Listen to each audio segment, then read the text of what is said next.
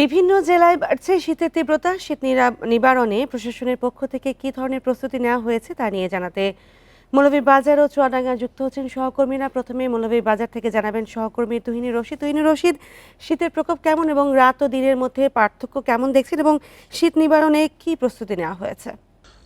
দেখুন, মৌলভীবাজারে গত ৩-৪ দিন ধরে অর্থাৎ এই নভেম্বরের শুরু থেকেই কিন্তু তাপমাত্রা 15 ডিগ্রির নিচেই নেমে এসেছিল, যেটি গতকাল 13.2 ডিগ্রি সেলসিয়াস দেশের সর্বনিম্ন তাপমাত্রা রেকর্ড করা হয় মৌলভীবাজারের শ্রীমঙ্গলে।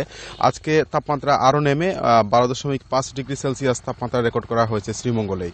তো কুয়াশা, যেটি আসলে সকাল থেকে ভোরবেলা থেকে প্রচণ্ড কুয়াশা পড়ছে এবং আপনি নিশ্চয়ই দেখতে পাচ্ছেন আমার চারপাশে কিন্তু প্রচণ্ড ঠান্ডা এবং কুয়াশা আমরা দেখতে পাচ্ছি এবং প্রচণ্ড শীত অনুভূত হচ্ছে।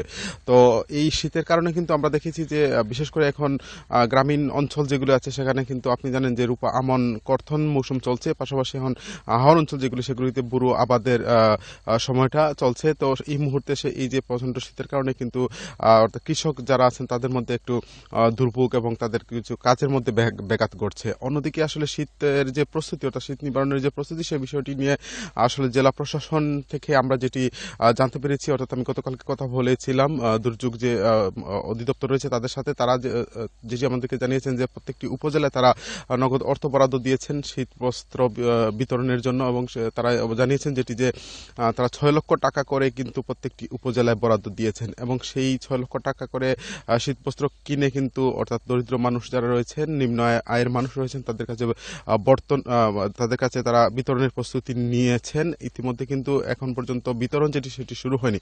আমরা এখানে কথা বলেছিলাম যারা নিম্ন আয়ের মানুষ রয়েছেন। আপনি জানেন যে মৌলভীবাজার চা বাগান অধ্যুষিত এলাকা, বিশেষ করে চা বাগানগুলিতে কিন্তু আপনি জানেন যে খুবই নিম্ন আয়ের মানুষের বসবাস। তারা যেটি আসলে বলছেন যে তারা প্রত্যেক বছরই তারা এই শীত এলে তাদের যে শীত নিবারণের যে বিষয়টি সেটি নিয়ে তারা দুর্ভোগে পড়েন, কারণ যেখানে তাদের যে রুটি রুচি যে বিষয়টি রয়েছে সেখানে কিন্তু তারা শীতবস্ত্র কিনে যে তারা শীত নিবারণ করবেন সেই বিষয়টি অনেক পরিবারে কিন্তু সেটি সম্ভব হয়ে ওঠে না। তো সেই জায়গা থেকে তারা দাবি তুলেছেন যে শীতবস্ত্র যেটি সে যে আগাম বিতরণের যে ব্যবস্থা যেটি যদি নেওয়া যেত তাহলে কিন্তু অনেকটা গরিব মানুষ যারা আছেন অর্থাৎ নিম্ন আয়ের মানুষ যারা আছেন তারা কিন্তু তাদের যে সেই দুর্ভোগটা থেকে তারা কিছুটা হলেও রেহাই পেতে পারতেন।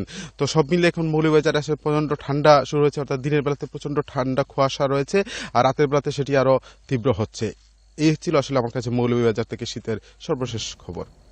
যে আপনি সঙ্গে থাকুন, এবার চুয়াডাঙ্গা থেকে জানাবেন সহকর্মী মানিক আকবর। মানিক আকবর, আপনি শুনছিলেন যে মৌলভীবাজারের প্রকোপ প্রচুর শীত পড়েছে এবং আমি জানতে চাচ্ছি চুয়াডাঙ্গায় শীতের প্রভাব কেমন এবং কৃষি জমিতে চাষ করতে গেলে কতটা প্রভাব পড়ছে এবং প্রশাসন আসলে কোনো মানবিক সহায়তা দিচ্ছে কিনা নিম্ন আয়ের মানুষকে?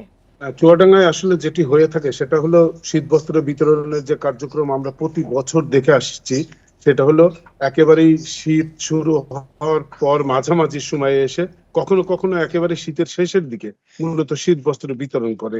কিন্তু এখানকার নিম্ন আয়ের মানুষ, বিশেষ করে যারা একেবারেই হতদরিদ্র, তাদের দাবি যে শীতের শুরুর দিকে শীত বস্ত্র বিতরণ করলে তাদের জন্য সেটি হয় সুবিধা। বেশ, যেমন এখনো পর্যন্ত চুয়াডাঙ্গা জেলায় কোথাও কোনো সংগঠন কিংবা সরকারিভাবে শীত বস্ত্র বিতরণ করা হয়নি, যদিও এখানকার মানুষের দাবি যে শীত বস্ত্রটি এই সময়ই আসলে বিতরণ করা উচিত। তো সেক্ষেত্রে এখানকার মানুষের প্রত্যাশা যে যত দ্রুত শীত বস্ত্র বিতরণের উদ্যোগ নেওয়া হবে তত আসলে শীতার্ত মানুষরা তাদের কষ্ট লাঘব করতে পারবে।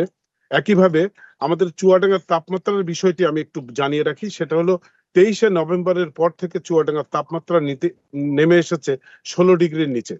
আজ সকাল 6টায় চুয়াডাঙ্গার তাপমাত্রা রেকর্ড করা হয়েছে 12.2 ডিগ্রি সেলসিয়াস, যেটা হচ্ছে চুয়াডাঙ্গা জেলার এই মৌসুমের সর্বনিম্ন তাপমাত্রা। গতকাল ছিল 13.7 ডিগ্রি সেলসিয়াস। তো তাপমাত্রা এই যে নিচের দিকে নেমে আসছে, আবহাওয়া অফিস থেকে বলা হচ্ছে এটা ক্রমান্বয়ে নিচের দিকে নামবে এবং প্রতি বছর আমরা যেটা দেখি যে তাপমাত্রা একটা সময় এসে 10 ডিগ্রির নিচে চলে আসে, সেই প্রেক্ষাপট এবছরও হবে। সেটা হচ্ছে 5-6 ডিগ্রিতেও নেমে আসতে পারে। তো এই আবহাওয়ার যে এই শীত নেমে আসছে ক্রমান্বয়ে নিচের দিকে তাপমাত্রা, তো এই সময়টাতে নিম্ন আয়ের মানুষদের আসলে কাজের সন্ধানে বাইরে আসতে হয়। তারা কেউ ভ্যান চালান, কেউ হচ্ছে মুটে মজুরের কাজ করেন, কেউ কৃষি শ্রমিক হিসেবে কাজ করেন। বিশেষ করে এই সময়টি কৃষকদের অনেক ব্যস্ত সময় পার করতে হয়, কারণ এখন বোরো বীজ তোলা, বোরো ধান রোপণ এবং আলু সহ অন্যান্য কৃষি ফসল রয়েছে মাঠে, যেগুলো নিয়ে কৃষককে ব্যস্ত থাকতে হয়। এই সময়ে আমি দুদিন আগেও দেখেছি যে খুব সকাল থেকে এই মাঠে কৃষককে কাজ করতে হয়। আর এই শীত তাপমাত্রা নেমে আসার কারণে কিছু রোগবালাই দেখা দেয়, হাসপাতালেও আমি রোগীর চাপ দেখেছি। সব মিলিয়ে সব শ্রেণী পেশার মানুষকে আসলে শীতের কষ্ট পোহাতে হচ্ছে। পুরো দেশেই বাড়ছে শীতের তীব্রতা এবং সেই বিষয়ে জানাচ্ছিলেন সহকর্মীরা।